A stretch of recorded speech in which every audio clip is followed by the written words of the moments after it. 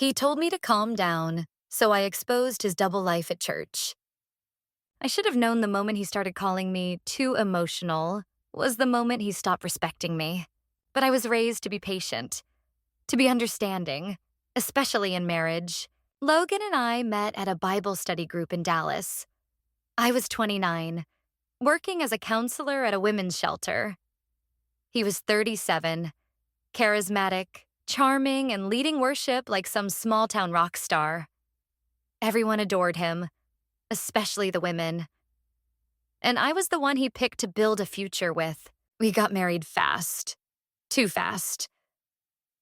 But I was tired of waiting for something real, for someone who made me feel seen. And for a while, he did, until he didn't. It started with little things, interrupting me mid-sentence, dismissing my opinions in front of others. Then came the comments. "You're overthinking again, babe. You always find something to be upset about. You just need to relax." I believed him. I thought maybe I was being difficult. I mean, trauma counselors aren't exactly known for being lighthearted.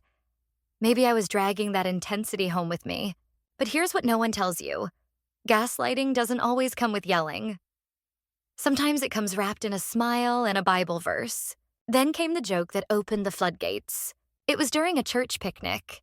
He was surrounded by his friends, guitar in hand, crowd laughing at every word.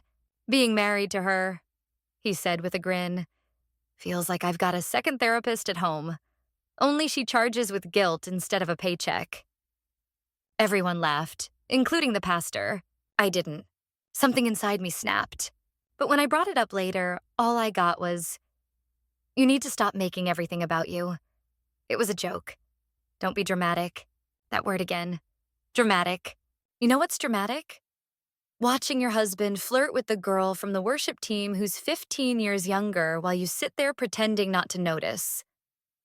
Dramatic is sitting through a sermon on integrity while the man beside you texts another woman under the table. But I kept quiet. I told myself I was being paranoid, that I needed to trust him, that maybe my own issues were making me suspicious, until I couldn't ignore it anymore. One night after Bible study, he left his phone unlocked on the kitchen counter. He was in the garage on a call, helping a friend with marriage advice. I don't know what came over me. I grabbed the phone. I wish I could say I hesitated, but I didn't. And there it was. Text after text from a number saved as Lydia Choir. Only Lydia wasn't asking about song lyrics. She was sending selfies. Late night, I miss your hands texts. And worst of all, screenshots of money transfers from our joint account with captions like, "Thank you, Daddy." My stomach turned. He came in minutes later, saw the phone, saw my face, and he just sighed. "You really need to stop snooping," he said calmly, like I had burned dinner instead of discovering his affair. No apology, no guilt, just that same smug condescension. And I lost it. "You lied. You used me. You stood next to me in church singing about grace while you were sneaking around with someone who can't even spell integrity." He didn't even flinch. "She makes me feel alive," he said.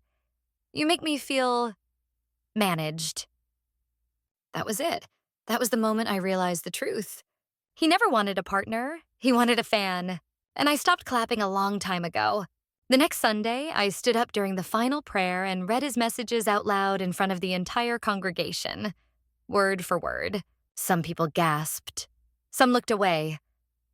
The pastor told me I was handling it the wrong way, but for the first time in years, I didn't feel crazy. I felt powerful. I walked out. Didn't wait for an apology. Didn't wait for the whispers to stop. I filed for divorce the next day.